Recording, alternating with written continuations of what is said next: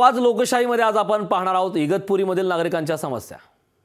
आवाज लोकशाहीचा या कार्यक्रमामध्ये तुमचं सर्वांचं स्वागत आहे। आज आपण इगतपुरी तालुक्यातील वैतरणा धरण परिसरामध्ये आलो आहोत की ज्या ठिकाणी जवळपास गेल्या 40 ते 45 वर्षापासून शेतकऱ्यांचा प्रश्न प्रलंबित आहे। ज्या गव्हर्नमेंटने ज्या जमिनी ॲक्वायर केलेल्या आहेत की त्यांचा उपयोग कुठेही केला जात नाही, परंतु त्या जमिनी पुन्हा शेतकऱ्यांना देण्यात याव्यात आणि त्याच्यावरती शेतकऱ्यांना शेती करता येईल। परंतु यासाठी मोठ्या प्रमाणामध्ये स्थानिक शेतकऱ्यांचा विरोध बघायला मिळतोय आणि याकडे नेमकं लोकांचं म्हणणं आहे तरी काही काय ते आपण नेमकं जाणून घेऊयात। सरकार मायबापांनी आता हे जो घाट घातला आहे वैतरणाचं पाणी मुकणे धरणात आणि मुकणे धरणाचं पाणी नाजूर मधमेश्वर तिकडे न्यायचं आहे त्यांना, तर आमचा त्यांना उर्वरित पाणी न्यायचं त्याला विरोध नाही। उर्वरित पाणी तुम्ही आम्ही द्यायला तयार आहे, फक्त आमचा एकच म्हणे का आमच्या ज्या अखबार जमिनी करेल शासनाकडे त्या जमिनी आमच्या नावावर करून द्या, आम्हाला 7/12 द्या आणि मग तुम्ही हे उर्वरित पाणी घेऊन जा, एवढीच आमची सर्व शेतकऱ्यांची विनंती आहे। शासन आमच्यावर दबाव टाकून हे वैतरणाचं पाणी मुकणे डॅममध्ये टाकण्यासाठी जो कॅनलचा प्रयत्न करीत आहे, त्याच्या अगोदरही 4 टाईम आम्ही काम बंद केलं आणि आज त्यांनी दबाव तंत्र वापरून पोलीस प्रोटेक्शन वापरून सगळे गुंडगिरी ठेकेदार वापरून आमच्यावर दबाव तंत्र वापरत आहे शेतकऱ्यांनो। तर हा अन्याय होत आहे शेतकऱ्यांनो, हा अन्याय कुठेतरी थांबवावा, शासनाने आमची याची दखल घ्यावी। प्रशासनाने इथं येऊन पुन्हा पोलीस डिपार्टमेंट घेऊन काम करण्याचा प्रयत्न केला, परंतु इथं काम आम्ही करू दिलं नाही। आमची अशी मागणी आहे की सदर पालकमंत्री असतील, आमदार असतील, खासदार असतील यांनी या आंदोलनाची मध्यस्थी करून इथल्या आम्हा सर्व शेतकऱ्यांना स्थानिकांना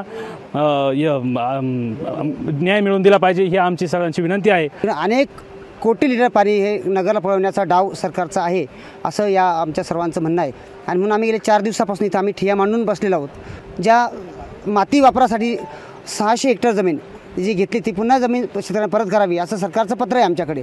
त्या पत्राची प्रभावी अंमलबजावणी करावी, त्याचा आम्हाला डेडलाईन द्यावी आणि आमचे 7/12 परत आमच्या नावे करावेत, या मागणीसाठी आमचं हे आंदोलन आहे। त्या GR प्रमाणे आमच्या पूर्ण भागातल्या जवळजवळ 18 ते 20 गाव आहे, त्या 20 गावांच्या जमिनी त्या GR प्रमाणे नोटिसा काढून काय येईल रक्कम भरायला शासनाच्या नियमाप्रमाणे ते भरून घ्यावे आणि त्वरित आमचा निकाल लावून तुमचं पाणी इकडचं पाणी तिकडनं न्यायचं आहे, पण आमचा प्रश्न आधी सोडवा अशी आमची मागणी आहे। 4 दिवसापासून पोलीस डिपार्टमेंट पाठवून आमच्या शेतकऱ्यांवरती दबाव आणला।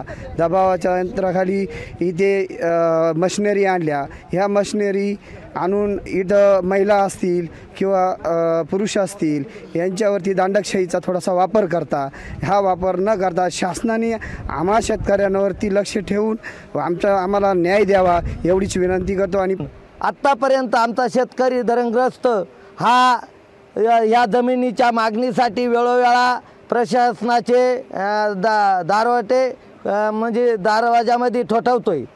प्रत्येक वेळेला आज 2 पिढ्या झाल्या तरी हा प्रश्न आमचा मार्गी लागत नाही। त्यामुळे मालकांना त्यांनी त्यांचा 7/12 तयार करून द्यावा ही शासनाला आमची विनंती आहे आणि आमचं दुसरं कुठलाही प्रश्न नाही आणि आमचा एकच प्रश्न आहे, आमचा 7/12 तयार करून द्यावा आणि आमच्या या 50 वर्षापासून लढ्याला यांनी काहीतरी दाद द्यावा, आमचा विचार करावा ही शासनाला मनापासून विनंती आहे। तर एकंदरीत जर बघितलं तर जवळपास 20 ते 25 गावांचा हा प्रश्न आहे। आपल्या ज्या जमिनी आहेत, ज्या पूर्वीपासून ते कसत होते, त्या जमिनीचा जो 7/12 आहे तो नावावर करण्याची मागणी शेतकरी मोठ्या प्रमाणात करत आहेत आणि त्यानंतर त्या कॅनॉलचं जे काम आहे ते करायला सुरुवात करून देण्याचं देखील जे काही शेतकरी आहेत त्यांनी आव्हान केलं आहे। त्यामुळे प्रशासन नेमकं शेतकऱ्यांना दाद देणार का याकडे संपूर्ण इगतपुरी तालुक्याचं नाही तर महाराष्ट्राचं लक्ष लागून असणार आहे। लोकशाही न्यूजसाठी विकास काजळे, वैतरणा। लोकशाही मराठी ऐका, पहा, जागरूक रहा।